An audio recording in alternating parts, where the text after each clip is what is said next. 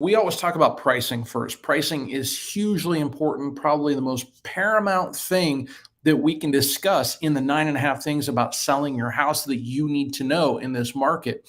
Well, pricing is a little bit more complicated in today's real estate market.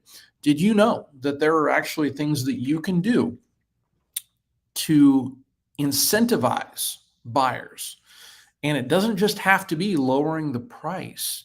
If your house qualifies for the financing programs, things like that, you can offer buyers things like a rate buy down, things like seller credits. If you don't know what those are, please feel free to reach out to me. Again, the number, as always, in the bottom there, as well as my email. But you can actually do those kind of things to incentivize buyers to purchase your place. It still shows up as a full price sale. Your neighbors don't hate you for driving down prices in the area. And on top of that, it makes you really move forward as a seller who's known as, hey, you want to work with people, you want to help them out. Now, it will cost you something.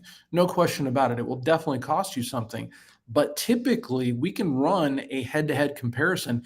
It's not as expensive as just straight out lowering the price. So, offering seller credits, offering a buy down, that kind of thing for the interest rate for the buyer, it's just not as expensive as doing a straight home price reduction. Now, there's a lot of factors in here. Maybe your house doesn't qualify for financing. In that case, you really can't do that kind of stuff. But maybe it does. So there's some options there that we can look at. So that's pricing number one. And as always, you need to make sure that your price is competitively for the market that you're in, whether that be in Washington, Oklahoma, Oregon, wherever we're licensed. We like to make sure that we are pricing competitively so we get you the best amount of money for your home sale. Now, the next thing obviously is the timeline, and the credits and the buy downs and all that really don't impact the timeline that we normally talk about. Obviously, once your house is under contract with us, we get it out on market and we get it under contract with a buyer, means that the house is actually pending. Those two terms are synonymous, by the way, pending and under contract. When it comes to a transaction timeline. So just know that. And then the buyer has got 3 days to get the earnest money in. Now we stay on top of them, make sure that that's done. The next checkpoint, if you will, is really the repair, getting the inspection done and the repair negotiations. Those have to be done in roughly a week and a half. It's 10 business days in the state of Oregon. It's 10 calendar days in the state of Washington. And it's 10 calendar days in the state of Oklahoma. Now, we always go on calendar days, even in Oregon, because we want to make sure that we're hitting those deadlines properly, and we like to get those things done as fast as we can. Sometimes, particularly if there's a lot or something involving a developer, there's a feasibility study in there that can take a little bit longer than those 10 days. We just recently had one that went out 60 days. Those are really, really tough as a seller because they can take you all the way up to those 60 days and then they can drop you if they want to do that. And by contract, they're allowed to do that if you agree to that as the seller. So make sure that your timelines are on pace and they are terms and conditions, which are helpful not only to the buyer, but also to you. Yes, you are the seller. Yes, it is definitely leaning more towards a buyer's market right now, but that doesn't mean that you need to give them everything. There are ways to negotiate those timeline transaction checkpoints to make sure that it's still fair for you as well. Now, the next thing, as always, use still photography from a professional, not on an iPhone. I have realtors disagree with me on this all the time. I don't care. An iPhone does not do as good a job as a professional photographer with professional equipment. It simply cannot do that. Now, it takes great photos. Don't get me wrong. I use it on Instagram all the time. I use it on Facebook. I use it on LinkedIn. I use it everywhere. However, when it comes to listings, we make sure that your property is photographed professionally because we want to present your property in the best light possible. And speaking of, video is also huge. This is number 4, video. Make sure it's done well. Drone video, walkthrough video, not somebody real shaky on their iPhone. You want to make sure that they've got what's called a gimbal to where it's nice and smooth all the way through so people don't get seasick when they're watching your video because, hey, some of them out there, let's face it, you need a bucket to watch it because they're just not good. They're shaky. And if it's a property you really want to see, you're kind of out of luck. So we want to present your property in the best light possible, and having a video photographer with a gimbal and that uses drone photography well is a good way to do that. Now, 3D tours, let's talk about those for a second. 3D tours are hugely helpful in marketing your property online, which we will discuss in just a minute.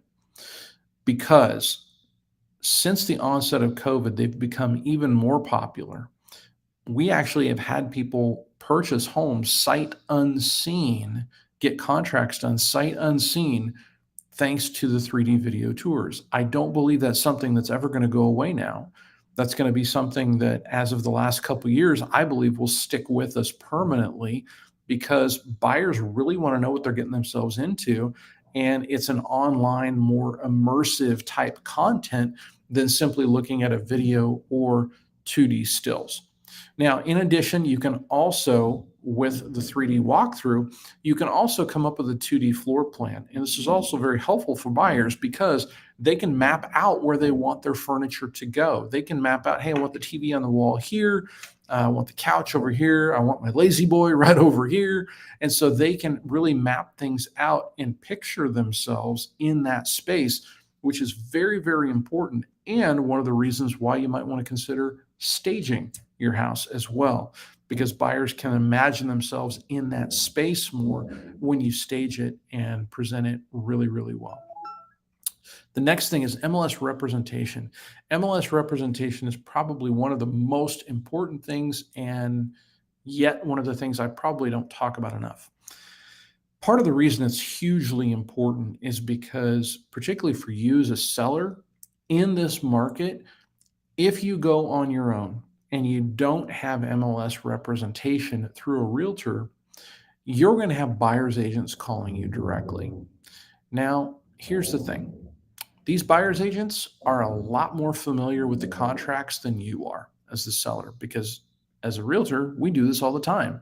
As a seller, you do this statistically once every 7 years.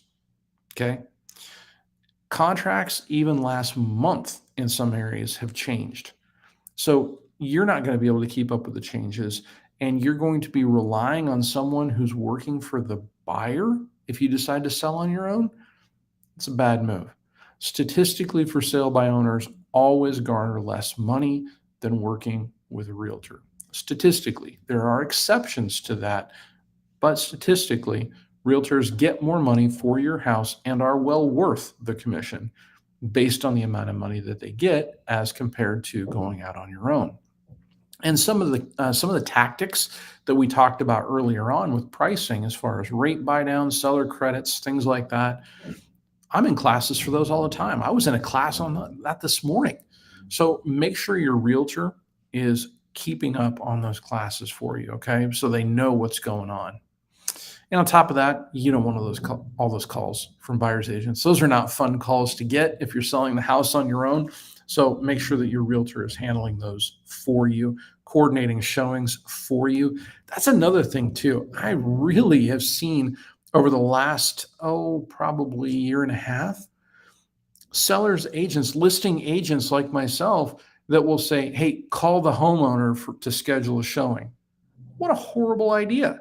That's terrible. And frankly, you shouldn't be paying them as much if they do that, in my opinion. Because part of my job, again, my opinion, is coordinating all of those showings for you. If you have a listing agent that looks back at you and says, okay, yeah, we'll represent you, we'll do this, this, this, and this, and this, but you're going to talk to these hordes of buyer's agents and you're going to coordinate your own schedule, I just don't see why you would hire that person. Fire them, call me. I'd be happy to help you out. The next thing is digital marketing. Now, you've heard me talk about this a ton. And one of the lines I always say is that you found this very seminar through digital marketing. That's why you're here. That's how you're listening to me right now, is through social media digital marketing, whether it be on YouTube, on LinkedIn, on Instagram, or on Facebook. We advertise on all of those platforms. You want to make sure that your realtor that handles the listing contract for your house, that handles probably one of the largest sales you're ever going to do, you want to make sure that they're actually paying to advertise for marketing. This is not talking about getting it into a magazine, because frankly, it still takes too long to get it in print, because your house will be sold and gone if it's priced correctly by that time. What I am talking about is digital marketing, getting eyeballs on that property through social media, through YouTube, through things like that. We've got loads of views, loads of impressions, that people will look at properties on our digital marketing sites. So make sure you've got yourself a realtor that actually knows how to market property properly, property too, but properly. There we go. And that they know what they're doing on social media. Again, part of the reason you found me through this and you're finding Austin through our buyer's agent seminars is because we know how to market online. We know what it takes to get out there and be on multiple platforms and turn this type of interaction into a real phone discussion. You need a realtor who knows how to do that. Next, let's talk about transaction coordination. And again, this goes back to the folks that really want to sell their house on their own. Listen, transaction coordination keeps you on pace. And any good realtor out there, in my opinion, that's doing a decent volume should have transaction coordination as a part of their value package to their clients. Because I've had 10 houses under contract in 1 month before. And if I didn't have transaction management and coordination backing me up, there is no way that I could have handled all of those phone calls, all of those inspection repair requests, all of that stuff. I'm having a hard time talking today, so I really appreciate your patience and sticking with me. Thank you. Transaction coordination will keep not only you, but your realtor on track through the entire transaction process. Now, what turns off potential buyers? As usual, anything divisive. When you're prepping your house, make sure it's nice and neutral. Make sure you don't have things that are overtly political on your walls. Hey, I don't care how you feel about firearms, okay? But I've been in houses to where there's been like firearm company posters everywhere, and the buyer just about flipped out. Now, I don't care if you own firearms. More power to you. If you want to own them, hey, Second Amendment, I get it. Go for it. Okay. However, don't be advertising that when potential buyers walk into your house. And I guess here's my question to you. Do you want the buyers to care more about your political beliefs, or do you want them to give you money for your house? I'm going to say it's probably the second one. You want buyers to purchase your house, so keep your political beliefs out of it. Now, I realize that may offend some of you. I don't care. You're not going to work with me if you're offended by the statement that I want to get you the most money possible for your home instead of bowing to your political beliefs. Okay? So if you've got a problem with that, I'm not your guy. I'm really not. However, if you want to get the most money possible for your house in the current market with a realtor who knows what they're doing, Tanner Realty Group is probably for you, and we'd love to chat with you about that.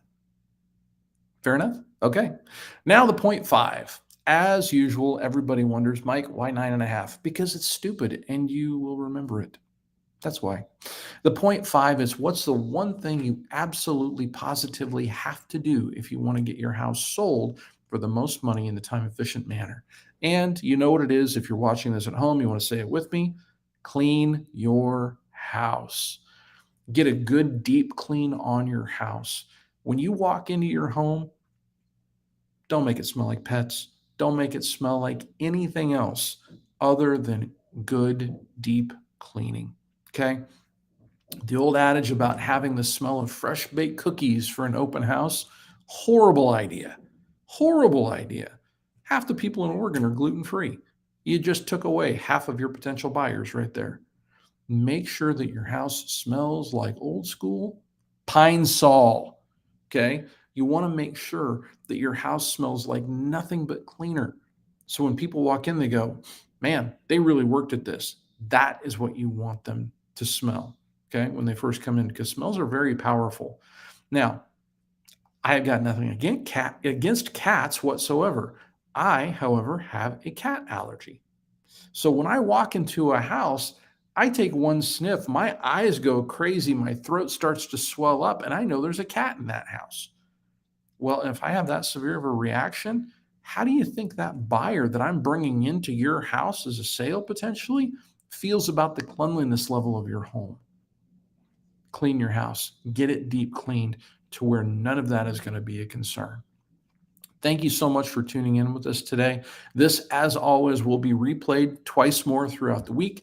If you have any questions, email address right there, phone numbers right there. Please feel free to reach out. We are licensed in the state of Oklahoma, Washington, and Oregon, and would be happy to help you if you're relocating to anywhere in the country because we do have a lot of referral partners that we can send you on to, and we will vet them before they get to you. Have a great day. Thanks again.